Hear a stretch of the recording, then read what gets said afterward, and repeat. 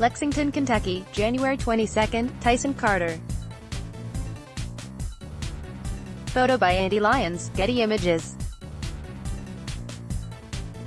What are the keys for the Wildcats to get the win? In this, the two teams' second matchup of the season, the Wildcats will be trying to make it 13 wins in a row against Mississippi State. The Wildcats dismantled the Bulldogs in Lexington on January 22, allowing their offense only 55 points on the day. The Dogs shot 31% from the field and 15% on 20 attempts from three-point range. To give credit where it is due, it wasn't so much the Bulldogs' offense was bad as Kentucky's defense was excellent. In fact, the Wildcats have held 5 straight opponents to less than 38% from the field as their defense is quickly approaching tournament readiness. Despite Coach Ben Howland's historical focus on his team's defense, it will be Kentucky that is setting the game's pace Saturday with their top-notch defense. The game should have an official line out Friday, but it might surprise the casual fan. Despite the thumping in Rupp 2 weeks ago and Mississippi State having fallen out of the polls this week, the Bulldogs will have some stops to pull against the Wildcats. Mississippi State has achieved a couple of convincing, significant, conference wins since their last meeting with the Wildcats. The Bulldogs toppled a ranked Auburn team at home and also went on the road to win their matchup with in-state rival Ole Miss last Saturday.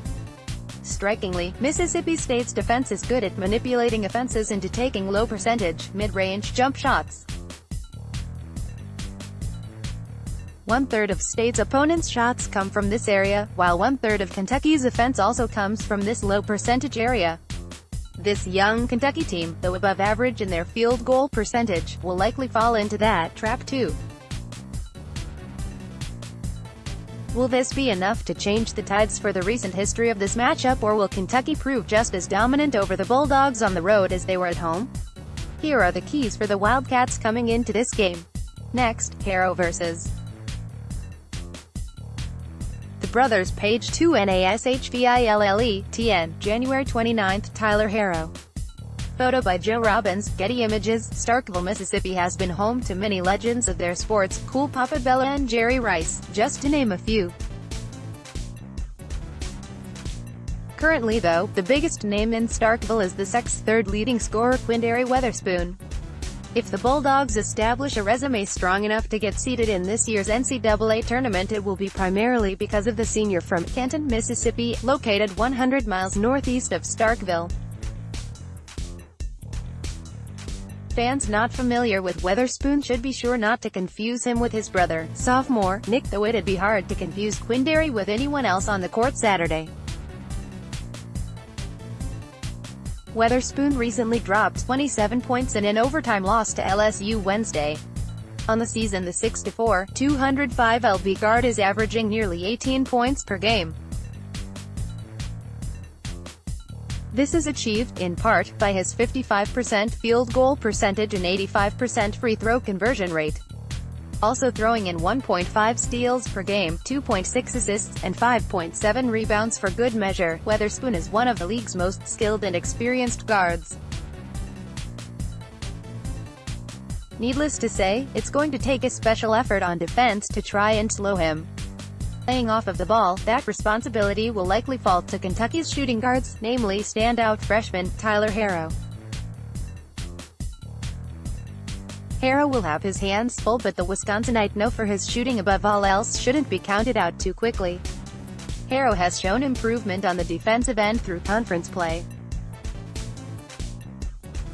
Perhaps sparked by a resurgent confidence created from finally getting his three-point shot viable again, the young man has doubled down on improving other aspects of his game. Defense has notably been one of them. There's no question as to who the Wildcats' best defender is, but Ashton Hagans will have his time occupied by the exceptional speed of junior Lamar Peters in the primary guards spot. Tyler Harrow will more or less be left on an island to try and contain the Dogs' biggest threat. In the two teams' first matchup on this season, Weatherspoon led Mississippi State in scoring with 19 of their 55 points. If the front court of Mississippi State can muster even a little offense this time around, the Wildcats can ill afford to let the Dogs dog loose. As a senior and four-year starter, Weatherspoon will certainly not be intimidated by the overwhelming talent of Kentucky and should be an issue all day for the visiting Wildcats, from both sides of the ball, on his home court. Look for this to be the matchup of the day Saturday. How will Harrow contain Weatherspoon, and what game plan will John Calipari have schemed to bottle up the prolific scorer? Page 3 Lexington, in November 23, E.J. Montgomery. Photo by Andy Lyons, Getty Images. The Kentucky starting front court duo, of graduate transfer, Reed Travis and sophomore, P.J. Washington, has been exceptional to say the least. The two are combining for 25.7 points per game and 15.2 rebounds per game while shooting over 51% from the field. Behind them is a group of perhaps more talented, but significantly less fine-tuned underclassmen, in the tandem of E.J. Montgomery and Nick Richards. Montgomery and Richards, a freshman and sophomore respectively, were both highly touted recruits, both McDonald's All-Americans in fact. Their lack of playing time and experience to date says less about them and more about the depth of this iteration of John Calipari's Wildcats. On the season, Richards has averaged just 3.5 points per game and 3.1 rebound per game while blocking an astounding 1.5 shot attempts in just over 13 minutes per contest. Montgomery similarly, is averaging 4.2 points and 3.8 rebounds while blocking a shot per game, in right at 14 minutes on the court, on average. Keen-eyed Kentucky fans and coaches of the SEC have noticed an upward trend in the play of both of the young, big men. Kentucky's contest this past Tuesday against South Carolina and the reigning SEC Player of the Year, Chris Silva, showcased some of the significant improvements the pair has been making, but also some of their shortcomings still. Drawing 3 fouls in the first half and due to the solid performances of Kentucky's other bigs, Nick Richards saw the floor for only 11 minutes as Kentucky ran over Frank Martin's squad inside Rupp Arena. E.J. Montgomery was able to capitalize on the increased minutes. He notched a double-double by posting career highs in points and rebounds with 11 and 13 in 20 minutes of play. Even with Richards riding the pine, the front court still looked dangerous with Montgomery coming in to contribute to perhaps the sixth-best starting front court. The quartet of Wildcat bigs won't be unmatched in talent, just perhaps in number of bodies. Kentucky native, 6'10" senior forward, Eric Howland is the Bulldogs' third leading scorer and leading rebounder. Howland is the conference's sixth best rebounder and third best shot blocker. He is accompanied by Mississippi State's McDonald's All-American of their own, 6'10" freshman forward, Reggie Perry. Perry has started the Dogs' last 2 outings and has come up big. The young man from Thomasville, Georgia seized his window of opportunity and has averaged 20 points per game and 10.5 rebounds in his 2 starts. Ben Howland's state team also starts a more defensively minded, non-scoring threat, center, in 6'11" sophomore Abdul Adu. They'll need his best effort to try and contain the emerging four-headed monster of John Calipari's young Wildcats. If Montgomery can continue this growth and Richards can stay out of foul trouble, Kentucky should have a newfound interchangeable depth going forward. Perhaps starting as early as this Saturday in Starkville. If that's the case, the Bulldogs are going to have a very bad, no good, awful day. Look for both to play well and Montgomery to start making a name for himself nationally. Page 4 Lexington, Kentucky, January 22, Nick Weatherspoon. Photo by Andy Lyons, Getty Images. Put plain and simple, very few teams can compete with the University of Kentucky purely from a talent standpoint. Mississippi State is not one of those teams. If the Bulldogs are able to avoid a repeat of January 22nd's matchup in Lexington, it will be because of effort and scheme. The Bulldogs will have to capitalize on one of the few soft spots in Kentucky's style of play. battling long and aggressive defenders on the perimeter such as Ashton Hagans and Keldon Johnson, State will have to come up with a way to make Kentucky pay for what it's good at. This Wildcats team is different from those in years past. They rank in the bottom half of Ken Pomeroy's adjusted tempo metric.